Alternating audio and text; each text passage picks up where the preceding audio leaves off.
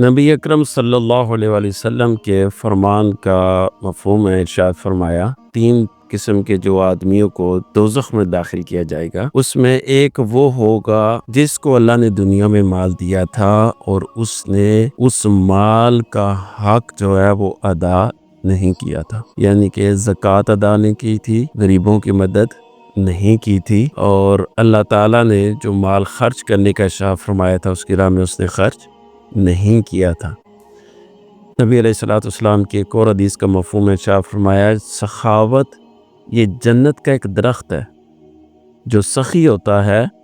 اس کا مطلب یہ ہے کہ اس نے سخاوت کے درخت کی شاخ کو یعنی برانچ کو پکڑ لیا، اور وہ برانچ اس وقت تک اسے نہیں چھوڑے گی جب تک وہ اللہ کی جنت میں اس کو داخل نہ کرتے۔ تو پھر ارشاد فرمایا کہ بخل جو ہے، کنجوسی، یہ دوزخ کا ایک درخت ہے۔ اب جو کنجوسی کرے گا، بخل کرے گا، اللہ کی راہ میں خرچ نہیں کرے گا، زکوٰۃ ادا نہیں کرے گا،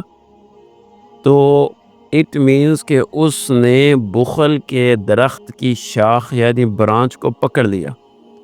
تو اب وہ اس وقت تک وہ شاخ اسے نہیں چھوڑے گی جب تک وہ اسے دوزخ میں داخل نہ کر دے۔ میاں محمد بخش رحمۃ اللہ تعالیٰ علیہ نے بھی ارشاد فرمایا، مالاں والے سخی نہیں ہوندے تے سخیاں مال نہیں ہوندا، ایتھے اوتھے دوویں جہانی سخی کنگال نہیں ہوندا۔ اللہ تعالیٰ ہمیں اپنے اموال کی